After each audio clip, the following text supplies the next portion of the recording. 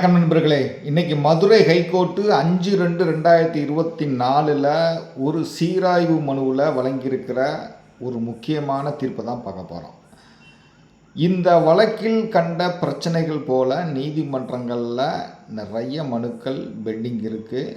நிறைய பேர் இது போன்ற சங்கதிகளை நடத்திக்கிட்டும் இருப்பாங்க.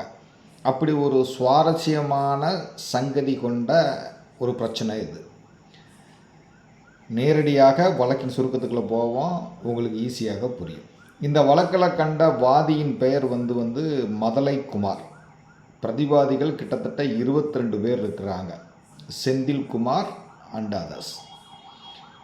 இப்போது கீழமை நீதிமன்றத்தில் இந்த வாதி தாக்கல் செஞ்சுருக்கிற வழக்கின் சுருக்கம் என்ன அப்படின்னா, இந்த வாதி பாகப்பிரிவினை கோரி வழக்கை தாக்கல் செய்கிறார். வழக்கில் 64 ஐட்ட சொத்துக்களை காட்டுறார். இந்த வழக்கில் கண்ட 1 முதல் 16 பிரதிவாதிகள் இந்த வாதியின் குடும்ப உறுப்பினர்கள். அதாவது வாதியும் 1 முதல் 16 பிரதிவாதிகளும் ஒரே குடும்பத்தைச் சேர்ந்தவர்கள். 17 முதல் 22 வரையிலான பிரதிவாதிகள் சப்சிக்வெண்ட் பர்ச்சேசர்ஸ். இந்த வழக்கில் காட்டப்பட்டிருக்கிற 64 ஐட்ட சொத்துக்களும் வாதிக்கும் 1 முதல் 16 பிரதிவாதிகளுக்கும் பாத்தியப்பட்ட குடும்ப சொத்து அப்படிங்கிறதும், அந்த வழக்கு சொத்துல இந்த வாதிக்கும் ஷேர் உண்டு அப்படிங்கிறது தான் வாதியினுடைய வழக்கு. இந்த வழக்கில் பிரதிவாதிகள் ரிட்டன் ஸ்டேட்மெண்ட் போட்டு வழக்கை நடத்திக்கிட்டு இருக்காங்க. நீதிமன்றம் இஷ்யூஸ் ஃப்ரேம் பண்ணிடுறாங்க. ஒரு கட்டத்தில் வழக்கு ட்ரையலுக்கு வந்துடுது. இந்த ட்ரையலுக்கு வந்தப்போ தான் இந்த வாதிக்கு தெரியுது, இந்த வழக்கில் நாம் ஒரு சொத்தை சேர்க்காமல் விட்டுவிட்டோம். அந்த சொத்தை 10வது பிரதிவாதியின் மனைவியும் 4வது பிரதிவாதியின் மனைவியும் 14/9/2016 கிரையம் வாங்கியிருக்கிறாங்க அப்படிங்கிற விஷயம் இந்த வாதிக்கு தெரிய வருது. அதனால் அந்த சொத்தை 65வது ஐட்டமாக வழக்கில் சேர்க்கணும் அப்படின்னு சொல்லி இந்த வாதி ஆர்டர் 6 ரூல் 17 மற்றும் 151 சிபிசிக்கு கீழே ஒரு பெட்டிஷனை போடுறார். அந்த பெட்டிஷனில் அவர் என்ன சொல்கிறாரு, நான் ஏற்கனவே பாகப்பிரிவினை கேட்டு வழக்கு போட்டிருக்கேன். அதில் 64 ஐட்ட சொத்தை காட்டியிருக்கேன். 65ஆவதாக ஒரு ஐட்ட சொத்து இருக்குது. வழக்கு தாக்கல் செய்யும்போது அதை நான் கவனிக்கலை.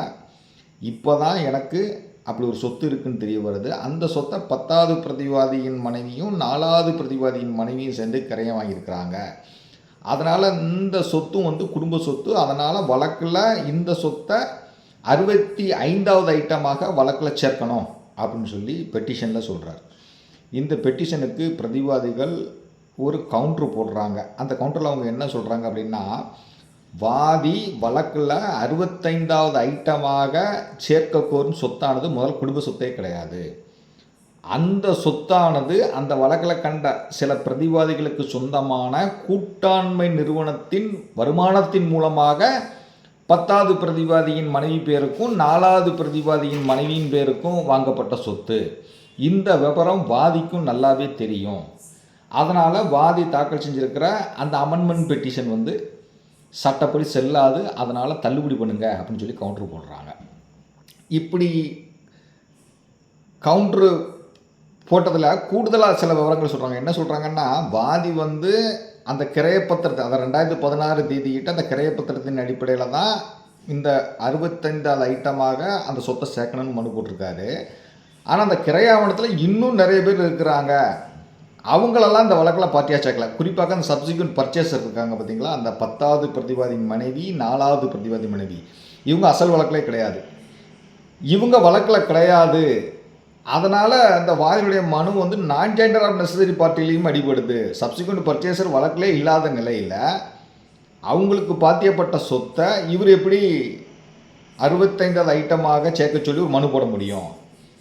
அதனால் வாதியுடைய மனு நான் ஜாயிண்ட் ஆஃப் நெசசரி பார்ட்டிலையும் அடிபடுது அப்படின்னு சொல்லி கவுண்டரில் சொல்கிறார். இப்படி கவுண்டர் போட்டவுடனே வாதி டக்குன்னு ஆர்டர் 1 ரூல் 10(2) ஒரு பெட்டிஷன் போட்டு அந்த 10வது பிரதிவாதியின் மனைவி பேர் சுவாதி, 4வது பிரதிவாதியின் மனைவி பேர் கார்த்திகா. இவங்க தான் அந்த 65வது ஐட்ட சொத்தை வாங்கியிருக்காங்க. அதனால் இவங்களை வழக்கில் ஒரு பார்ட்டியாக சேர்க்கணும் அப்படின்னு சொல்லி ஒரு மனுவை போடுறாரு. அந்த மனுவிற்கு பிரதிவாதிகள் ஒரு கவுண்ட்ரு போடுறாங்க. சில பிரதிவாதிகள் நோ அப்ஜெக்ஷன் சொல்லிடுறாங்க.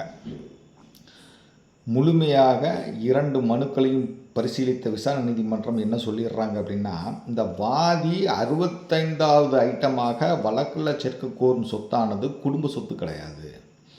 அந்த சொத்தானது இந்த சுவாதி மற்றும் அந்த கார்த்திகாவின் குடும்பத்திற்கு பாத்தியப்பட்ட கூட்டாண்மை நிறுவனங்களின் வருமானத்திலிருந்து அந்த பெண்கள் பேருக்கு வாங்கப்பட்ட சொத்து.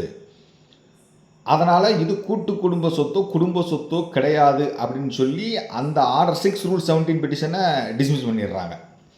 அதாவது 65வது ஐட்டமாக வழக்கில் சேர்க்கணும்னா நம்ம ஆர்டர் 6 ரூல் 17 போட்டு பிளைண்ட் அமெண்ட்மெண்ட் பண்ண தான் கேட்கணும். அந்த பெட்டிஷன் டிஸ்மிஸ் பண்ணிடுறாங்க. காரணம் என்னன்னா, இது குடும்ப சொத்து கிடையாது, அவங்களுடைய தனிப்பட்ட வருமானத்தின் மூலமாக பெறப்பட்ட சொத்துன்னு சொல்லிடுறாங்க.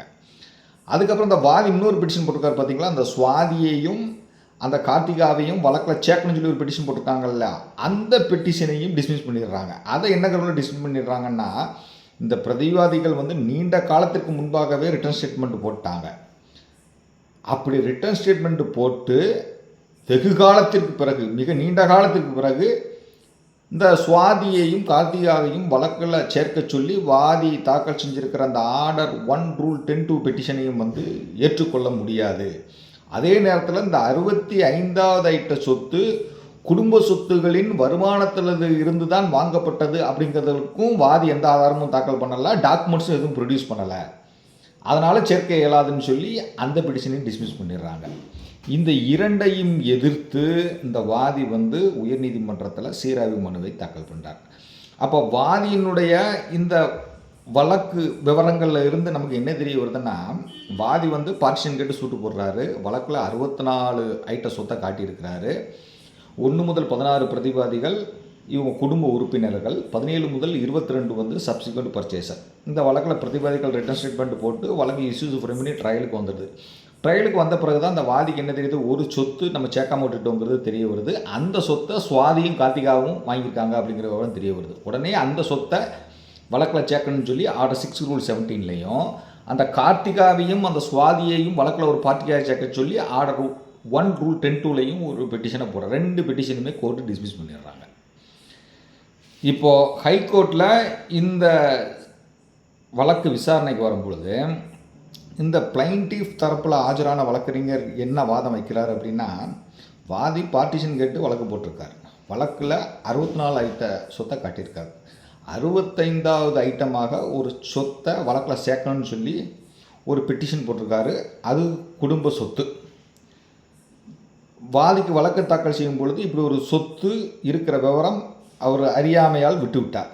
இப்போது அவருக்கு விவரம் தெரிஞ்சிட்டு, அதனால் இந்த வழக்கில் அந்த சொத்தை சேர்க்கணும்னு சொல்லி மனு போடுறாரு. அந்த சொத்தை கிரையம் பெற்ற நபர்களையும் வழக்கில் சேர்க்கணும்னு சொல்லி மனு போட்டிருக்காரு. நீதியின் நலனுக்காக ஒரு வழக்கில் முழுமையான தீர்ப்பை பெறுவதற்காக வழக்குக்கு அவசியமான தரப்பினர் எவரையும் எந்த காலகட்டத்திலும் அந்த வழக்கில் சேர்க்கவோ அல்லது நீக்கவோ விசாரணை நீதிமன்றத்துக்கு அதிகாரம் உண்டு.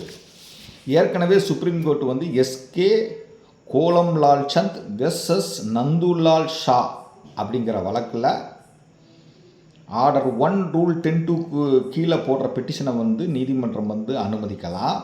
ஒரு வழக்கில் எழும் அனைத்து கேள்விகளுக்கும் முழுமையாக விடையளிக்கும் வகையில் அந்த வழக்குக்கு தேவையான நபரை எந்த காலகட்டத்திலும் வழக்கில் சேர்க்கலாம். ஆனால் கீழமை நீதிமன்றம் இதை கவனத்தில் கொள்ளாமல் இந்த வாதி தாக்கல் செஞ்சிருக்கிற 2 மனுக்களையும் தள்ளுபடி செஞ்சது தப்பு, அதனால் அதை செட்டசைட் பண்ணி பெட்டிஷனை அலோவ் பண்ணுங்கன்னு சொல்லி வாதாடுறாங்க. இந்த டிஃபெண்டன்ட் சைடில் ஆஜரான வழக்கறிஞர் என்ன வாதம் வைக்கிறாருன்னா, இந்த வாதி 65வது ஐட்டமாக சேர்க்க கோரும் அந்த சொத்தானது பொம்பளை பிள்ளைகள் பேரில் இருக்குது. அப்போ பெண் பிள்ளைகள் பேரில் கிரைய வாங்கப்படும் சொத்தை குடும்ப சொத்தமாக கருத முடியாது, அதில் அந்த சொத்துக்களில் பாகப்பிரிவினை கேட்க முடியாதுன்னு சொல்லி 2010 1 MLJ page number 10-19 KV Ramasamy and another versus KV Raghavan and others அப்படிங்கிற வழக்கில் வழங்கியிருக்கிற தீர்ப்பை சுட்டி காட்டார். அந்த வழக்கில் என்ன டிசைட் பண்ணியிருப்பாங்க அப்படின்னா, குடும்ப சொத்தின் வருமானத்தில் இருந்தால் ஒரு சொத்து வாங்கப்பட்டது அப்படின்னு ஒருத்தர் சொல்லி சில சொத்துக்களை சேர்க்கணும், இல்லை சில பார்ட்டிகளை சேர்க்கணும்னு சொல்லி மனுவை போட்டால் அதுக்கு என்னென்ன விதிமுறைகள் இருக்கணும்? முதல்ல குடும்பத்துக்கு சொத்து இருந்ததுன்னு நிரூபிக்கணும். அந்த சொத்திலிருந்து வருமானம் வந்ததுன்னு நிரூபிக்கணும்.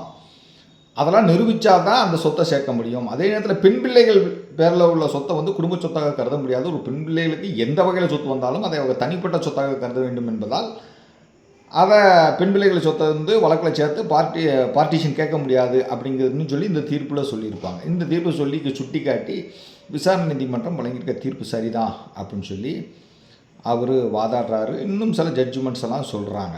இறுதியாக இருதரப்பு வாதங்களையும் கேட்ட உயர்நீதிமன்றம் சிம்பிளாக என்ன சொல்கிறாங்க அப்படின்னா,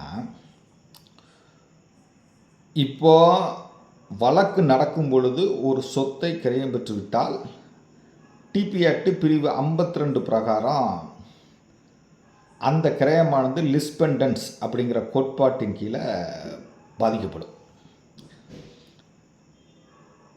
அதே நேரத்தில் ஸ்பெசிஃபிக் ரிலீஃப் ஆக்ட் செக்ஷன் 19 என்ன சொல்லியிருப்பாங்க அப்படின்னா,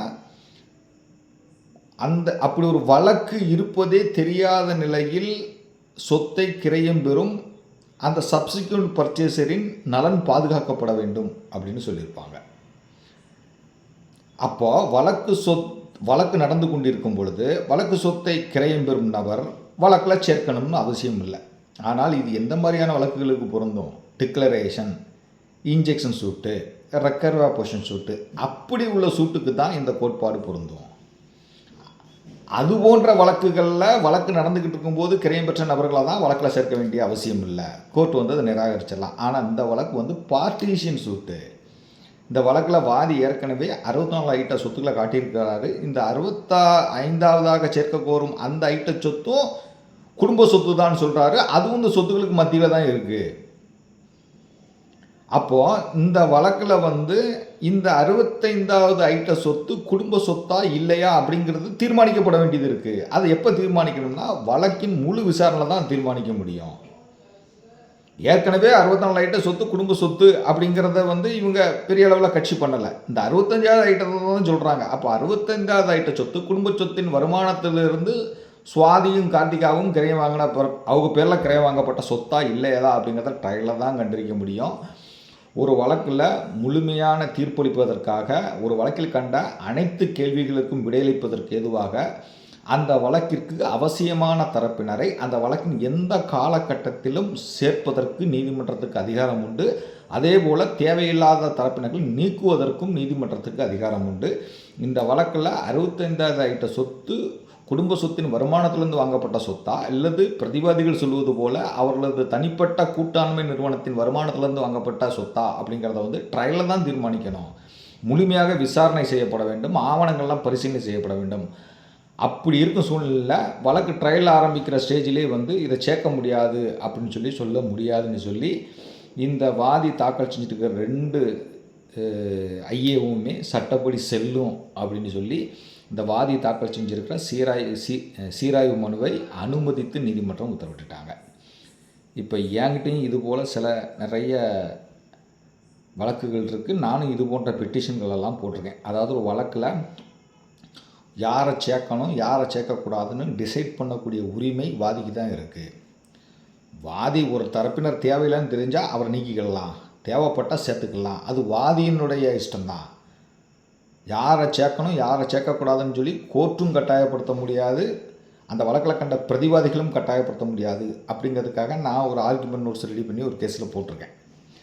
இப்போ அந்த வழக்கிற்கும் இந்த தீர்ப்பு அப்படியே பொருந்துவதாக இருக்குது. அந்த வழக்கும் பாவப்பெறின வழக்கு தான். இப்போது இந்த வழக்கு தீர்ப்புலேருந்து நாம் என்ன தெரிஞ்சுக்கலாம்?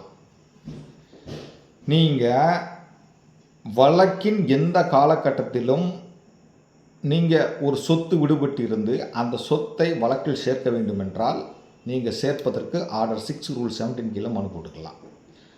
அதே போல் பாகப்பிரிவினை சம்மந்தப்பட்ட வழக்குகளில் சப்சிக்வெண்ட் பர்ச்சேசர் யாரையாவது நீங்கள் வழக்கில் சேர்க்கணும்னு நினச்சிங்கன்னா சேர்த்துக்கலாம்.